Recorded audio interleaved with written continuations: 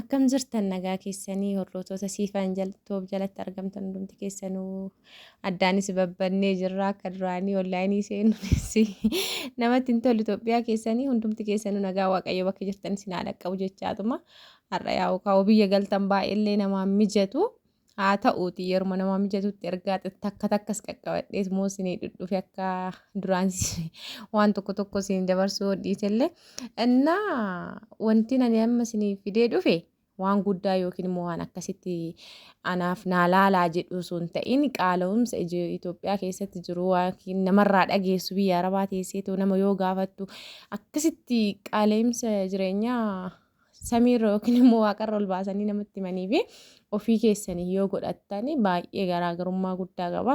Anis akkasumas akkuma argitan kana waanuma xiqqoo hani hundumti akka kiyya osoo hin ta'in hawwii guddaa jireenya ofii jiraachuuf biyya ofiitti galee kan qabu ijoollee baay'ee jira. Shamarran baay'ee hawwaa mana ofii ijaarratee meeshaa ofii galfatee jireenya madaalawaa jiraachuudhaaf haa ta'u waan humna ofii jechuudha. Kan kana caalullee jiraatu hin jira. Kan fooqirratti fooqillee ijaaree galu baay'eetu jira. Anis waan humna tiyyaan ijaarradhee isiniif barumsa irraa dabarsuu fi waan argaleetu iyyuu achi taa'ee kan dhagayeetu umrii kiyya fixe baay'ee hin gaabba haa ta'ullee garuu galanni rabbi haa ta'u waan waggaa dheeraa hojjetterra waan ji'a muraasa hojjettetu hojiirra sii oola yoo waaqayyos keessa oolee isa lammaffaa immoo yoo wanni hunduu karoora qabaatee fi waan hunda ija keetiin argitee jechuudha. Inna maal jechuu barbaade anama meeshaa argitan kanneeni mana argitan kanneeni waan hundumaa argangalee irraa sirreeffadhe haa ta'uti garuu akka yeroo duraatitti biyya ormaa teessaniitu hawwitan sanii fi galtee ofii hojjettu garaagarummaa guddaatu jira. Maaliif haa ta'u maallaqni si barbaachisa. Maallaqa si barbaachisu san immoo yoo qabattee biyya keetitti yoo galtu waan xiqqootu guddaa si hojjeta beeki. Achi teessee waan guddaa itti fi sadii afur ergiteetu kan hojiirra siin oolle harka keetiin yoo hojjette yookiin immoo harka keetiin yoo hojjisiiste haa ta'u harka tokko immoo ofirraa hambifattaa jechuudha. Umrii kee waggaa 10 taarte irratti waggaa 5tti gad deebistee sirreeffattee nama galuu danda'u.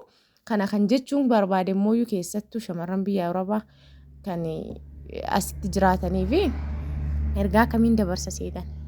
Ergaan kiyya galaa sirreeffadhaa ofii keessanii laalaa ofii keessanii hojjisiisadhaa maallaqa keessan harkatti qabattee yoo galte keessattuu namni maallaqa qabu eessumattuu waan barbaaddellee godhuu dandeessa dhugaa. Ana jitteeti waan tokko wanni Itoophiyaa keessa wanni badees hin jiru wanni hanqates wanni hin jirres hin jiru wanni hunduu hin jira. Waan nama maallaqnaa jiraatu garuu maallaqni sun xiqqaa. Kanachi ta'anii Itoophiyaa keessatti kana hojjechuu hin dandeessu. Itoophiyaa kanatti keessatti mana akkanaa ijaarrachuu hin dandeessu. Itoophiyaa keessatti meeshaa akkanaa galfachuu hin dandeessu. Akkas jedhanii umrii keessan siif fixanirra ofii keessanii galtanii ofii keessanii argitanii jireenya keessan harka keessanii sirreeffattanii yoo galtaniitu waan tokkorra oolfattanii waan kanaafuu maal jechuu barbaadde ergaan ati nuu qabdu maalidhanni maal dabarsuu fi kannaan jettanii fi hangaafii isinitti ergaan ani isinii dabarsuu barbaade meeshaa tokko bituuf yoo Itoophiyaa keessa teessee gaafattu waan guddaa sitti bani beeki.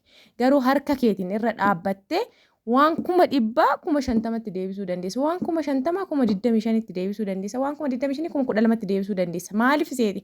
Situ bira jira. Situ hojjetee agarsiisa. Situ karakkarataa. Akkatti fidde beektaa. Si galee baasiin ati baastullee fe'uma yoo feesistu akkamittiin feesisaa akkamittiin kan akkan goosisuu hin danda'a. Maaliif fuuraa kee waan ta'eef garaas nyaatee maal goota irra dhaabbattee moggotattee yookiin immoo karakkarattee qannasiisattee gatiidhaan meeshaa tokko immoo bakka san buufachuu dandeessa. Amma fakkeenyaaf haga kan soofaa tokko naa biteettee obboleessa kee yookiin obboleettii kee yookiin maatii kee yoo ergitu 100 jennaan 100 san yookiin 2,000 yookiin 3,000 sii qannasiisanii si biraa deemuu danda'an kafalanii jechuudha. Si yoo taate yoo akkatti fidde beekta waan ta'eef hagana sii ta'a kun waan jettee irra dhaabbattee karakkartee dhaabbattee filattee guyyaa guutumaan zooriin waan ofii keetii godhattu waan ta'eef. Kanaafuu waan xiqqaatu yoo achi teessee gaafattu guddaa namatti ta'a. Dhugaa rabbi anamma nama waggaa dheeraa biyya ormaa taa'e garuu waggaa dheeraan sun hojiirra naan oolle waan waggaa muraasa haga kana yookiin immoo haga kana jechuu osoo hin ta'in waan waggaa xiqqoo ruubiin waggaa taa'e saniitu hojiirra oole. Wanni hunda waaqayyo keessa namaa oola. Namni immoo itti yaaddata. Kanaafuu ergaan kiyyaa ni qabu mee hundi keessanuyyuu maallaquma qabduun lakki hagana haa ta'u hin jedhina dhugaa rabbi hagana na haa ta'u hagana naa ta'u malee hin galu hin jedhina waan qabduun fudhadhuuti biyya keetitti galiiti akkuma galteen immoo asii achi deemuu osoo hin ta'in karoorri kee mana kee sirreeffatteetti galuu taanaan karoo mana kee sirreeffatteetti galuu karoorri kee hojii uummattee hojii hojjechuu taanaan hojii uummattee malee gamaa gamana deemtee ganaa ji'a 3-4 booda yoo jettu maallaqni ammaa baala waan ta'eef amma galee waan hawwee godhadhee achirraan meeshaa kiyya galfadhee achirraan akkas waan jedhu karoora qabaachuu qabda.